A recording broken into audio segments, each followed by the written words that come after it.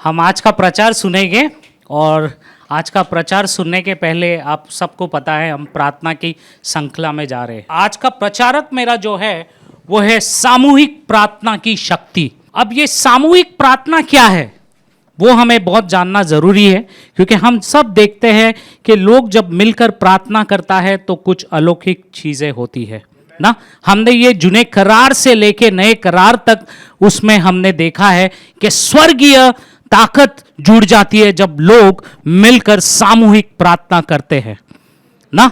सामूहिक प्रार्थना मतलब मिलकर करना। अभी सामूहिक प्रार्थना का अर्थ आप देखोगे तो उसका मतलब ये नहीं कि सामूहिक प्रार्थना का अर्थ ये है कि लोग सब आ गए और नंबर बढ़ गया, गिनती बढ़ गई, वो सामूहिक प्रार्थना है। नहीं, केवल वो नहीं, ठीक है। मसीह की सामूहिक प्रार्थना बहुत शक्तिशाली होती है और बहुत अलग होती है, और उसका अर्थ भी यह है मसीह की सामूहिक प्रार्थना, क्योंकि आप देख सकते हो ऐसे कई जातियों के लोग मिलते हैं ना भजन करते, क्या नहीं करते ना, करते ना, पर मसीह की सामूहिक प्रार्थना उसकी गिनती नहीं, बल्कि लोग मसीह जब जुड़ जाते हैं, एकता में आते हैं और विश्वास से भरे हुए, आत्मा से भरे हुए जब वो प्रार्थना करता है तो स्वर्गीय ताकत कार्य करती है। वो होता है सामूहिक प्रार्थना की ताकत, और यह मसीह लोग करते हैं। ठीक है, आप जानते हो, आप और मैं, हम शुक्रवार की प्रार्थना करते हैं, आज कलीसिया की प्रार्थना कर रहे। हम क्या अकेले करते हैं? नहीं, कैसे? सब लोग जुड़ जाते हैं, उसको कहते हैं सामूहिक प्रार्थना। ठीक है, पर कई प्रकार हम देखते हैं, हम घर की सभा में भी मिलते हैं, पर हमारी प्रार्थना जो मसीह की होती है वो खाली केवल नाम के लिए नहीं होती, वो उसे मानते हैं, उसे हृदय से करते हैं। ठीक है, वो होता है सामूहिक प्रार्थना का अर्थ। हम इसको बहुत अच्छे से सीखते हैं और जानते हैं कि सामूहिक प्रार्थना किस तरह से हमें ये अध्याय सिखाता है। उसका कुछ झलक आप देखोगे कि सामूहिक प्रार्थना क्या क्या करती है जब हम मसीह मिलकर प्रार्थना करते हैं। ठीक है, क्योंकि आप जानते हो कि शास्त्र कहता है आपका शरीर पवित्र मंदिर है। अगर शास्त्र कहता है आपका शरीर पवित्र मंदिर है, उसका मतलब पवित्र आत्मा, परमेश्वर की आत्मा आप में बसती है। ठीक है, जैसे एक घर, जैसे ये जगह अगर इसको बनाना है मजबूत तो एक एक ईंट जोड़कर उसे बनाया जाता है। ठीक है, वैसे ही सामूहिक प्रार्थना, एक एक मसीह, एक एक विश्वासी जब इकट्ठे होते हैं तब वो मजबूत होता है। ठीक है, जैसे एक इमारत ईंटों से मजबूत होती है, परमेश्वर की देह आप और मैं हूं, और आप अगर परमेश्वर की देह है और आप जुड़ते हो उसके प्रार्थना में तो क्या कुछ नहीं हो सकता, क्योंकि स्वर्ग हिल जाता है, परमेश्वर मजबूर हो जाता है वो कार्य करने में, क्योंकि आप सब मिलकर उसके प्रार्थना में मांगते हो परमेश्वर से, ताकि परमेश्वर मजबूर हो जाए।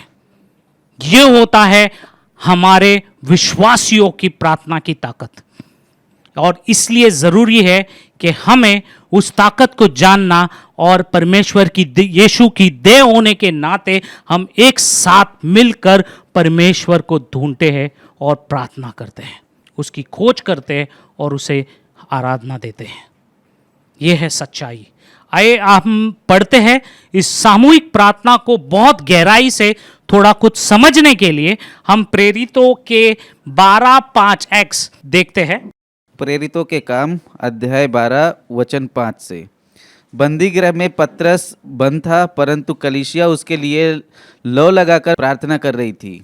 जब हेरोदेस उसे लोगों के सामने लाने को था, उसी रात पतरस, जो जंजीर से बंधा हुआ 2 सिपाहियों के बीच में सो रहा था और पहरुए द्वार पर बंदीगृह की रखवाली कर रहे थे, तो देखो प्रभु का एक स्वर्गदूत आ खड़ा हुआ और उस कोठरी में ज्योति चमकी, और उसने पतरस की पसली पर हाथ मार के उसे जगाया और कहा, उठ, जल्दी कर। और उसके हाथों से जंजीरें खुल गिर पड़ी। तब स्वर्गदूत ने उससे कहा, कमर बांध और अपने जूते पहन ले। उसने वैसा ही किया। फिर उसने उससे कहा, अपना वस्त्र पहनकर मेरे पीछे हो ले। वह निकलकर उसके पीछे हो लिया, परंतु यह न जानता था कि वो जो कुछ स्वर्गदूत कह रहा है वह सच है, वरन यह समझा कि मैं दर्शन देख रहा हूँ। तब वे पहले और दूसरे पहर से निकलकर उस लोहे के फाटक पर पहुँचे जो नगर की ओर है। वह उनके लिए आप से आप खुल गया और वे निकलकर एक ही गली हो गए। परंतु तुरंत ही स्वर्गदूत उसे छोड़कर चला गया। तब पतरस ने सचेत होकर कहा, अब मैंने सच जान लिया है कि प्रभु ने अपना स्वर्गदूत भेजकर मुझे हेरोदेस के हाथ से छुड़ा लिया और यहूदियों की सारी आशा तोड़ दी है। यह जानकर वह उस यूहन्ना की माता मरियम के घर आया जो मरकुस कहलाता है। वहाँ बहुत से लोग इकट्ठे होकर प्रार्थना कर रहे थे। है हमारे स्वर्गीय पिता, हम प्रार्थना करते हैं इस क्षण तेरे पवित्र आत्मा को भेज हमारे बीच में, ताकि तेरे आत्मा के द्वारा, तेरे सामर्थ के द्वारा हम ये प्रचार सुन सके। हर एक के कान मन खुले रहे परमेश्वर, और इसकी कहानी के द्वारा हम सीख सके और कुछ ले जा सके और जीवनों में उसे लागू कर सके और तेरे नक्शो कदम में चले। ऐसा कार्य कर परमेश्वर। मैं मांगता हूँ तेरा सामर्थ और तेरे पवित्र आत्मा मुझ पर बना रहे, ताकि जो वचन मैं बोलूँ वो परमेश्वर लोगों के हृदय को छुए और तेरी सच्चाई को प्रकट करे, क्योंकि तेरा वचन कहता है सत्य को जान और सत्य तुझे आज़ाद करता है। और परमेश्वर यही सच्चाई आज हम प्रकट करेंगे और उसे जानेंगे, प्रभु यीशु के नाम से, आमीन। ये वचन आपने पढ़ा प्रेरितों के 12 से 5 से 12। हमने देखा कि कितना सरल एक कहानी है। एक कहानी के तौर से हम देखते हैं कि क्या दिखाता है। पहले की कलीसिया अगर आप देखोगे, वो जब यीशु मसीह मारे गए, जी उठे, और जब लोगों ने पवित्र आत्मा को ग्रहण किया प्रेरितों के 2 में, और लोग प्रार्थना में आत्मा से भर गए, और फिर उन्होंने प्रचार चालू किया परमेश्वर का। उन्होंने परमेश्वर के बारे में, यीशु के बारे में लोगों को बताया और चीज़ें देखी। और तब भी ऐसी स्थितियों में प्रेरितों में ये बताता है कि कितने मसीह लोग कठिन स्थिति और सताव से जा रहे हैं, पर क्या वो घबरा गए? नहीं। मसीह लोगों ने क्या किया? वे इकट्ठे हुए बिना घबराए, क्योंकि वो जानता था कि अगर स्थितियों को बदलना है तो सिर्फ प्रार्थना, सामूहिक प्रार्थना बदल सकती है। क्यों? क्योंकि जब हम सामूहिक में सब लोग मिलकर एक इकट्ठा होकर विश्वास के साथ एकता में जब आते हैं तो स्वर्ग कार्य करता है। हाँ, और ये सच्चाई है। यही हम देखते हैं उसका झलक इस अध्याय में। जब पतरस बंद था, जब वो बंदी घर में था, तो क्या देखते हैं? पर क्योंकि कलीसिया प्रार्थना करती है, उसके स्वर्गदूत आकर पतरस को उस बंदी घर से निकालता है। ऐसी ऐसी चीजें होती है जो एक मनुष्य के ताकत में नहीं है। वो सारी चीजें हो रही है, ठीक है, और वो आज भी हो सकती है अगर आप विश्वास करते हो तो। और हम देखते हैं कि कितने सताव से गए, और ऐसी सताव में कि वहां पर याकूब जो यूहन्ना का भाई था उसको तलवार से मारा गया और वो मर गया। और अध्याय कहता है कि उसके बाद पतरस को बंदीघर में डाल दिया, जेल में। और ये सताव, ऐसी तनाव और इतनी सताव मसीह लोग जा रहे, पर फिर भी वो घबरा रहे नहीं, बल्कि एकजुट होकर आत्मा में और सच्चाई में प्रार्थना कर रहे। ये वो कहानी दर्शाती है। चाहे कुछ भी स्थिति हो जिसमें आशा ना हो, पर याद रखे जैसे पतरस ने उस साकली को, उस साकल को छोड़कर जब पतरस छुटकारा पा सकता है, तो आप और मैं क्यों नहीं हमारे जीवन से छुटकारा पा सकते ऐसी स्थितियों में जो हमारे लिए नामुमकिन है। आमीन। और यही सच्चाई है, ये वो हमें सिखाता है।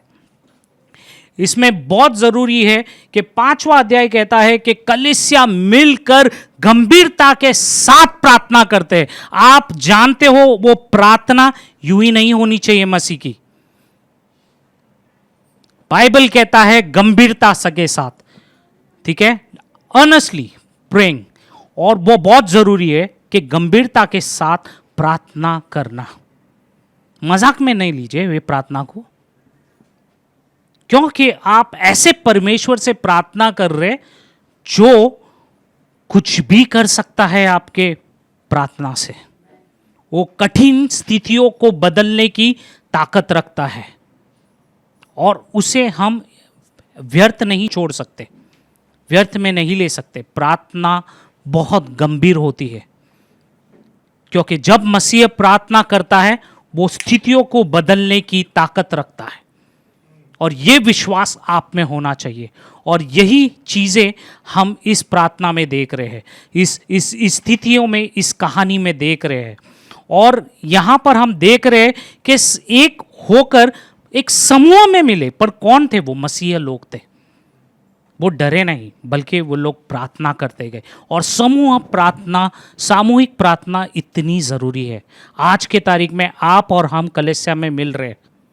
अगर आप सच्चे मसीह हो, अगर आप सच्चे यीशु के पीछे चलने वाले हो, तो याद रखो आज से बात, आप क्या सीख रहे हो वचन से, क्या पा रहे हो, और आप उसे कैसे लागू कर सकते हो।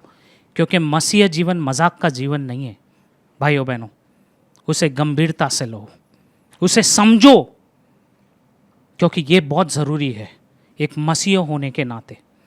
क्योंकि जब कलीसिया मिलकर प्रार्थना करती है, वो सिर्फ ताकत को नहीं दर्शाती, बल्कि कई लोगों पर प्रभाव ला सकती है।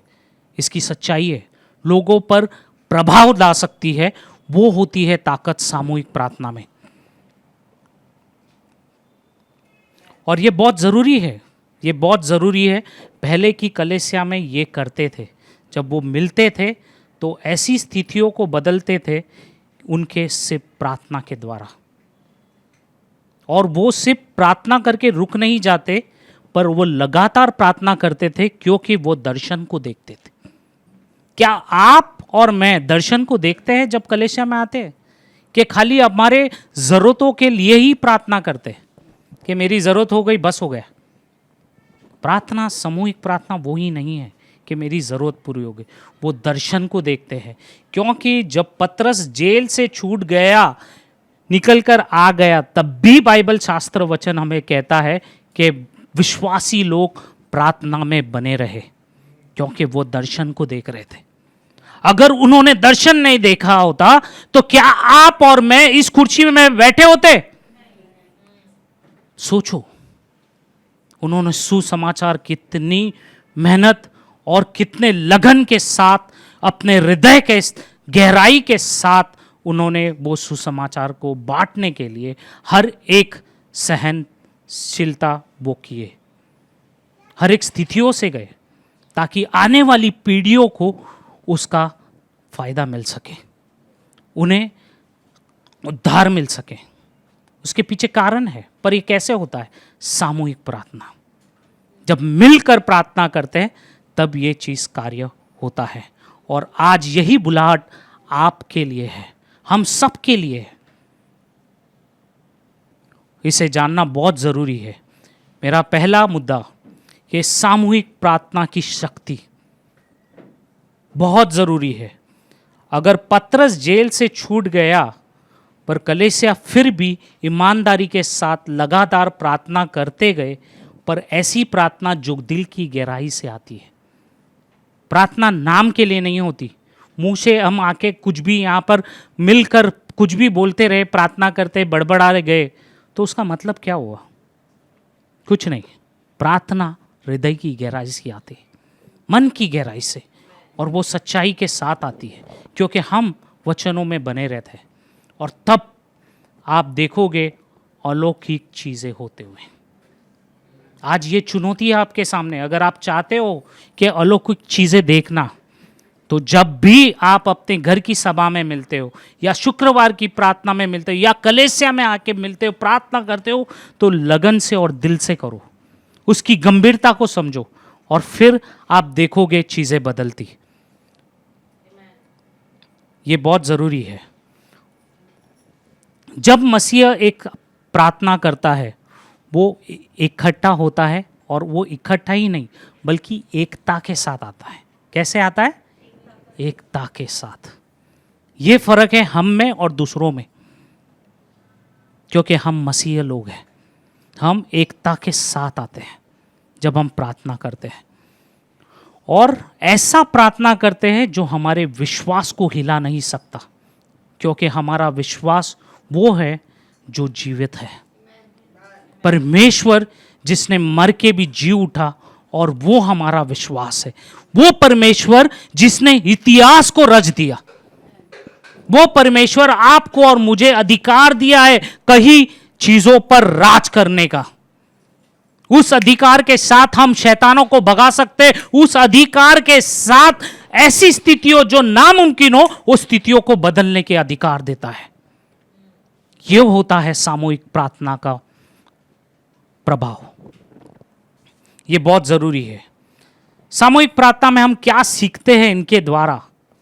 जब पतरस अंदर था तो लोग मिलकर जब प्रार्थना कर रहे थे, कलीसिया के लोग, वहां पर तुरंत उन्होंने देखा कि प्रार्थना में तत्कालिक जरूरत, ऐसी स्थितियां भी आती है प्रार्थना में, और तब तत्कालिक जरूरत होती है।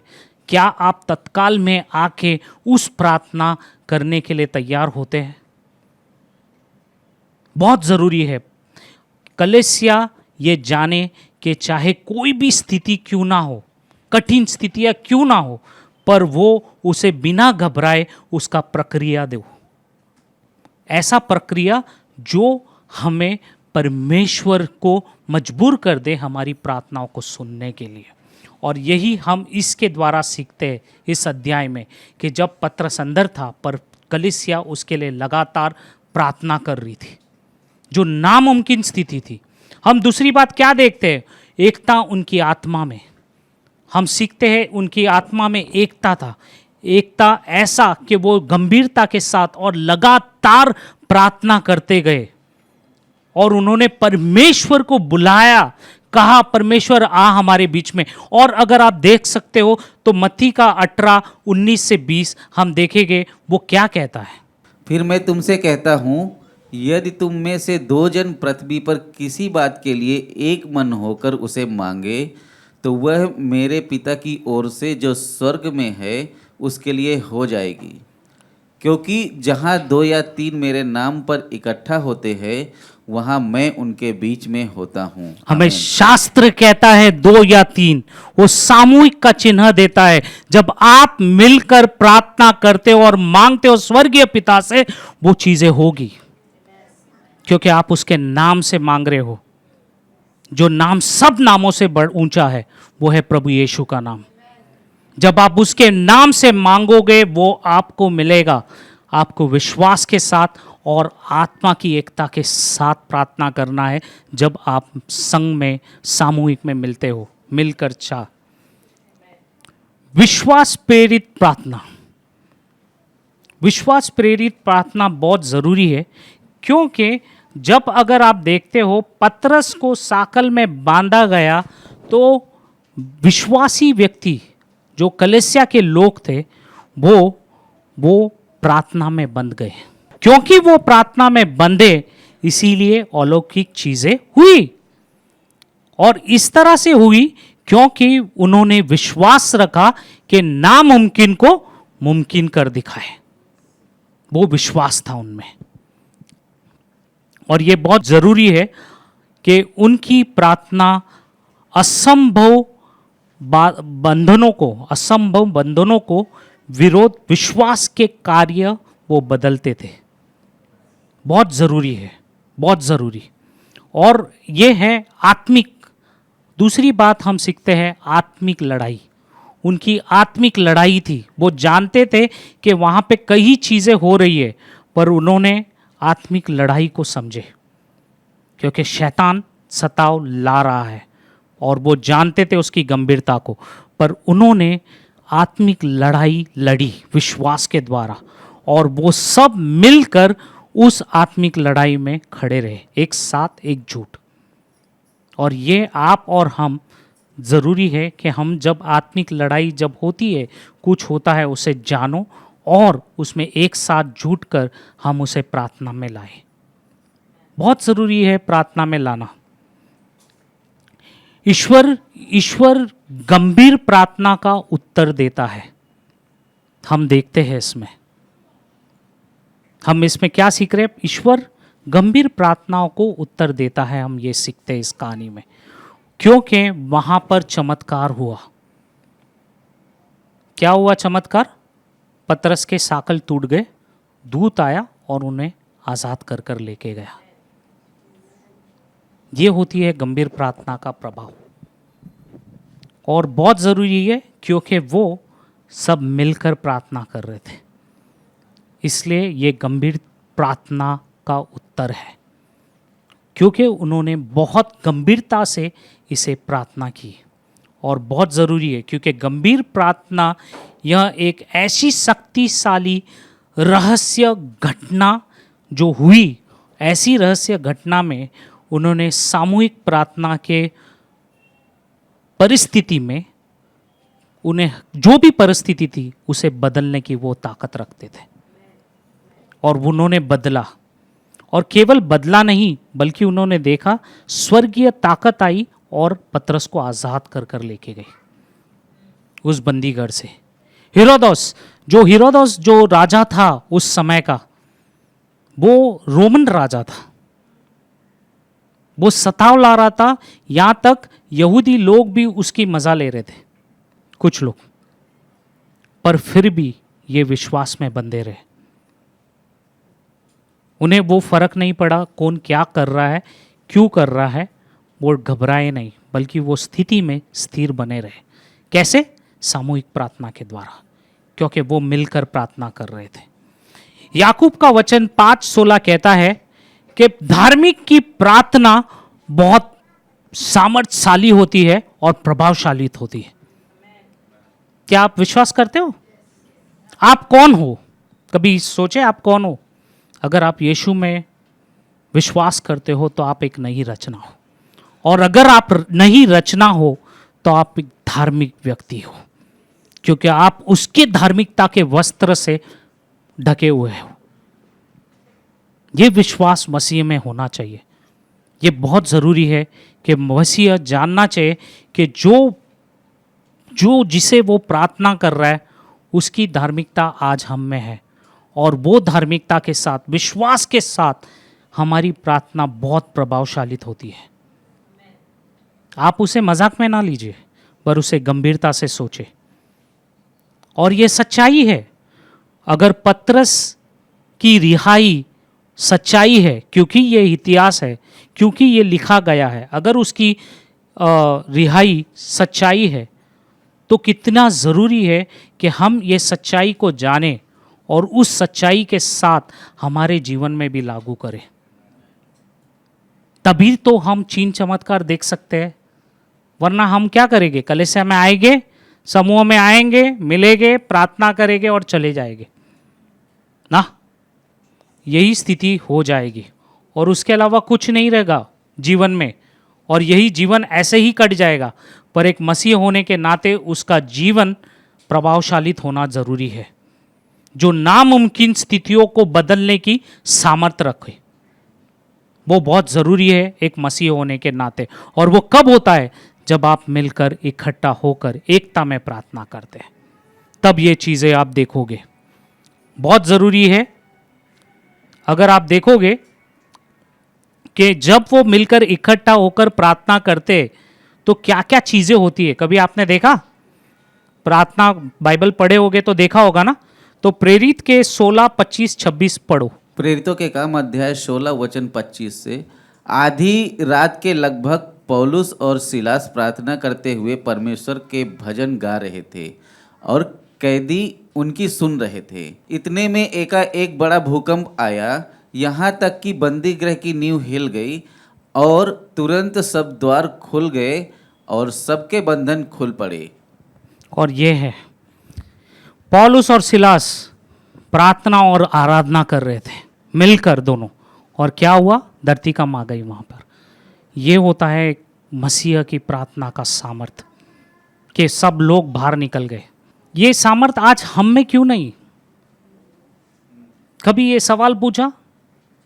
सिर्फ 2 जन थे, पौलुस और सिलास, उसका नाम लिया गया है।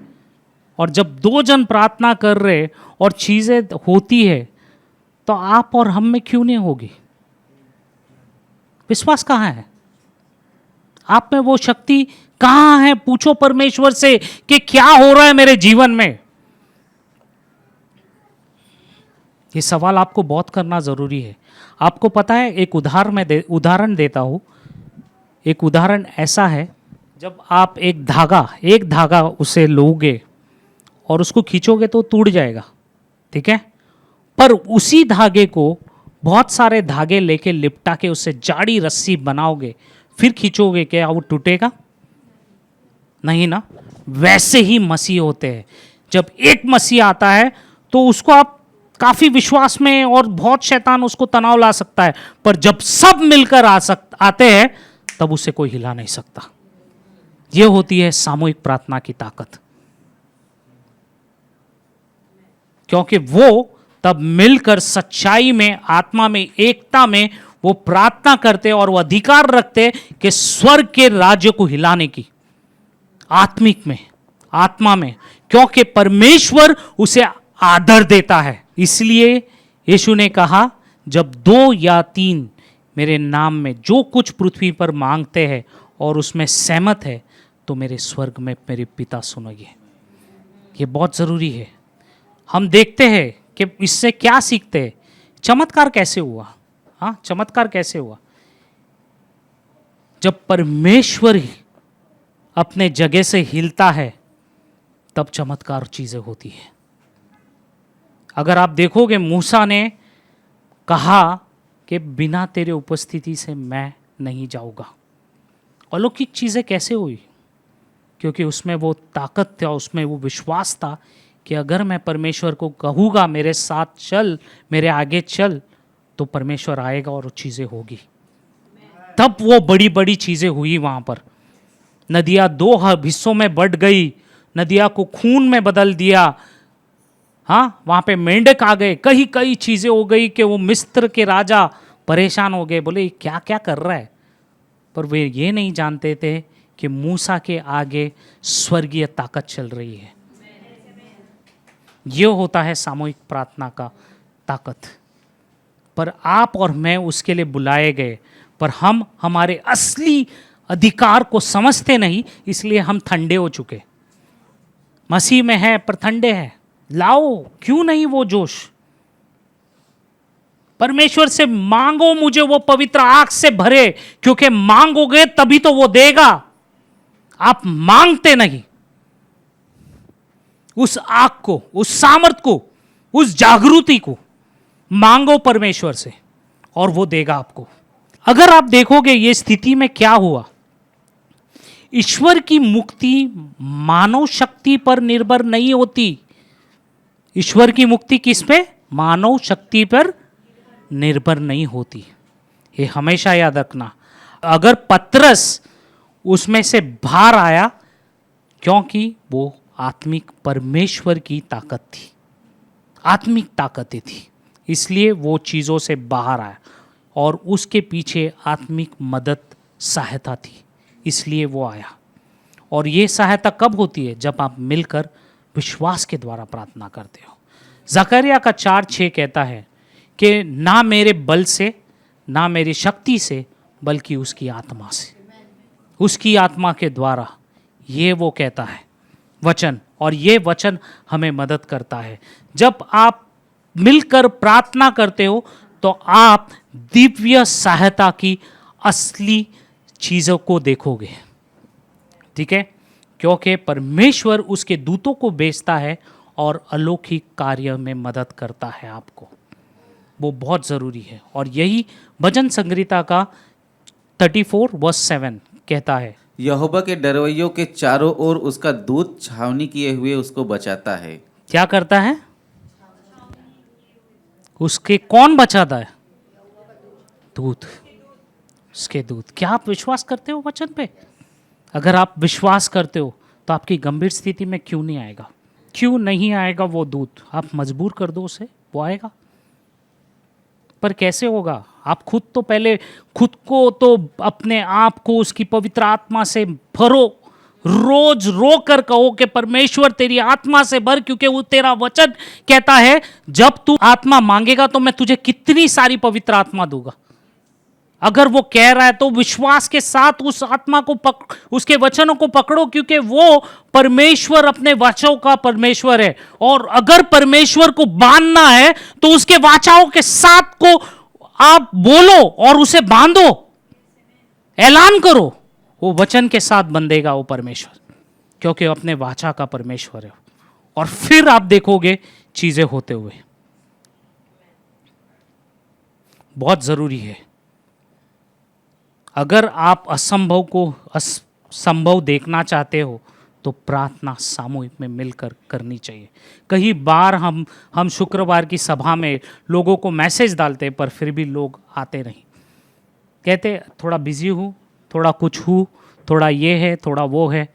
अरे जीवन में कई कारण है यार, कई स्थितियाँ है, पर ये भी याद रखो कि परमेश्वर ने हमें विश्वासी करके बुलाया है। हम परमेश्वर के लोग हैं। हम इस दुनिया में हैं, पर हम इस दुनिया के नहीं बल्कि उसकी दुनिया के लोग हैं, ये वचन कहता है। क्या आप उसको महत्व देते हो?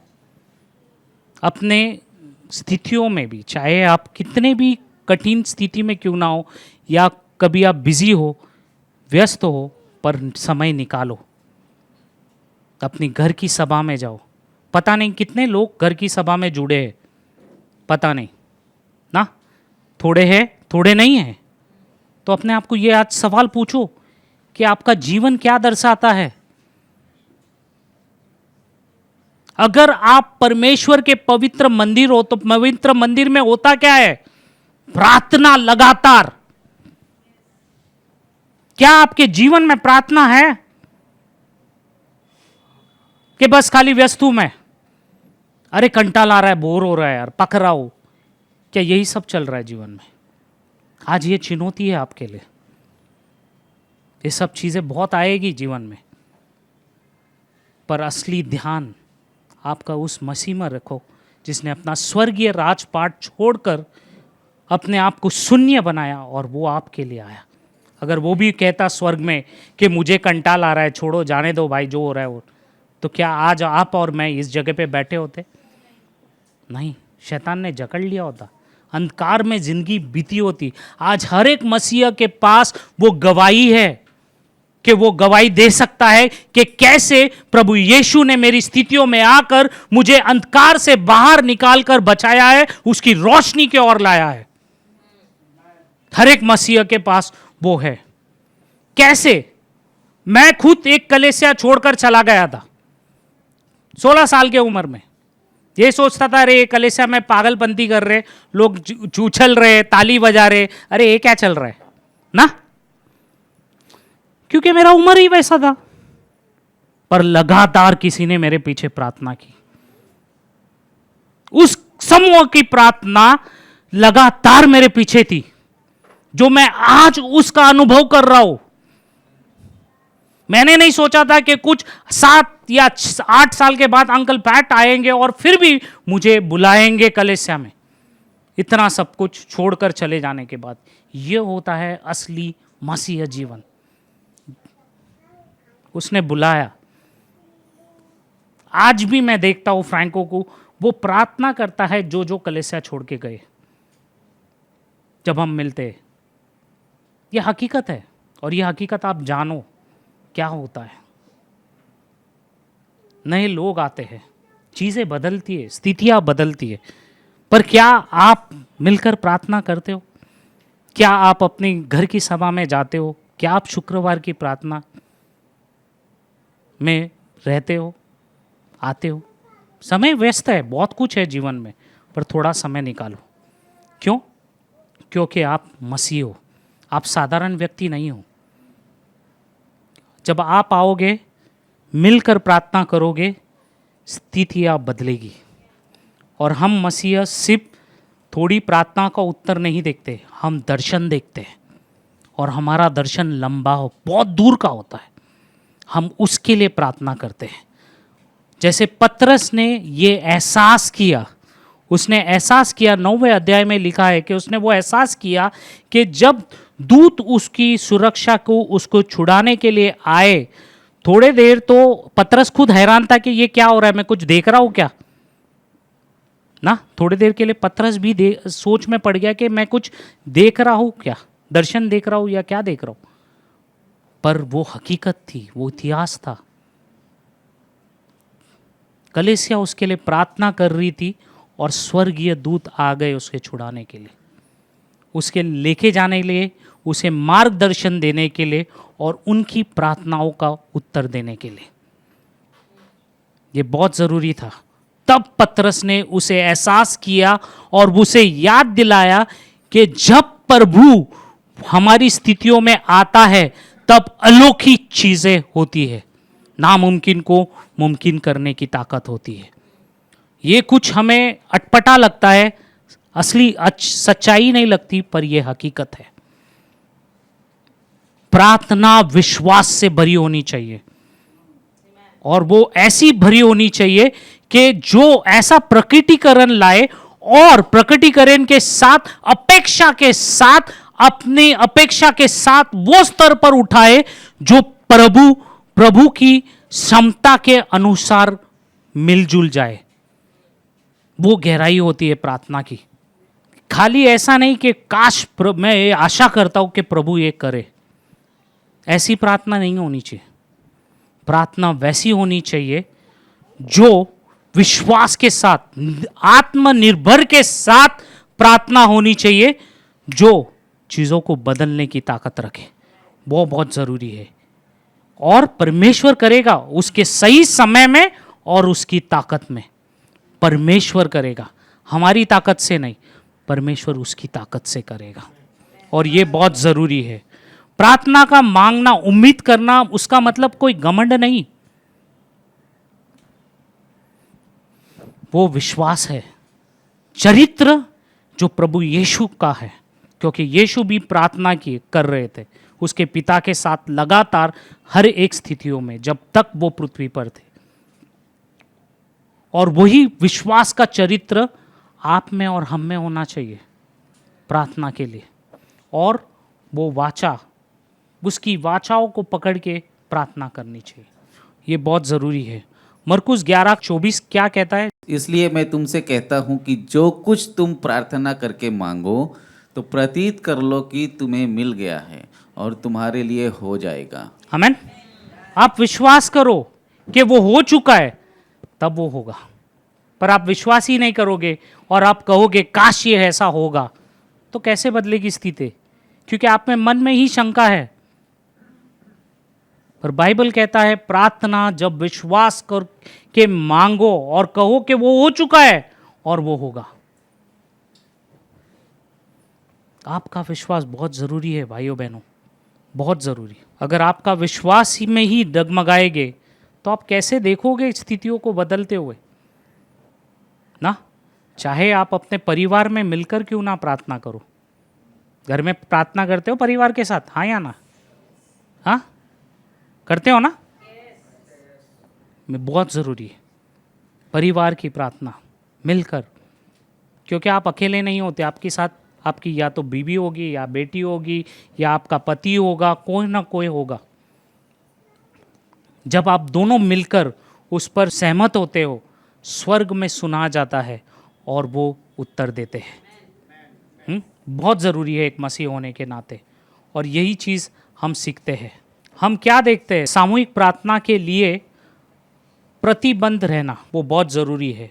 पहले के कलीसिया प्रतिबंध थे, वो सब मिलकर विश्वास के द्वारा इकट्ठे होते थे और प्रार्थना करते थे। वो अकेले नहीं, उनके परिवार भी आते थे और कलीसिया मिलकर सामूहिक में प्रार्थना करते थे, और उनके प्रार्थना के द्वारा राष्ट्र में हरकतें होती थी, अलग अलग राष्ट्र में हरकतें होती थी। उनकी प्रार्थना सभा मिलने के द्वारा कुछ ऐसी चीजें होती थी कि जो मनुष्य के हाथ में नहीं होता। प्रार्थना एक ऐसा, जैसा हमारे शरीर को चलाने के लिए ये हृदय है ना, कैसे काम करता है, एक इंजन की तरह ना, वैसा ही एक प्रार्थना कार्य करता है। बहुत ज़रूरी है आप सबको मिलकर प्रार्थना करना। जब आप सब मिलकर प्रार्थना करोगे, आप चीज़ें बदलते देखोगे, आप चीज़ें होते देखोगे, और आप उम्मीद भी कर सकते हो चमत्कार के लिए। वो हमें सिखाता है कि आप स्थिर और एकजुट रहे प्रार्थना में। वो हमें सिखाता है कि परमेश्वर के हाथ हमारे पे है, उसे जानो, पहचानो।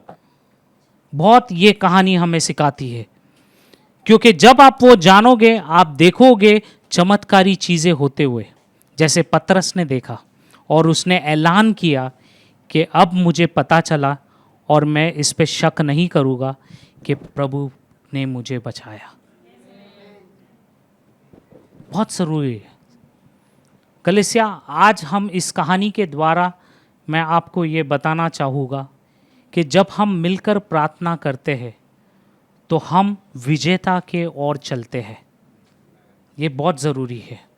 ये कहानी हमें सिखाती है, चाहे कितने भी सताव में वो लोग थे उस ज़माने के कलीसिया, पर वो लगातार प्रार्थना में बने रहे, और इसलिए परमेश्वर की ताकत, उनकी सामर्थ कार्य करते रही उनके बीच में, कि हेरोदस राजा की अधिकार भी उसकी ओर से तुलना नहीं कर सकी, क्योंकि परमेश्वर की सामर्थ और अधिकार का अलग ही स्तर होता है। हम आज ये सीखेंगे कि कैसे दूतों, परमेश्वर के अपने स्वर्गीय दूत को भेजा जब एक मसीह मिलकर प्रार्थना सामूहिक में करते हैं।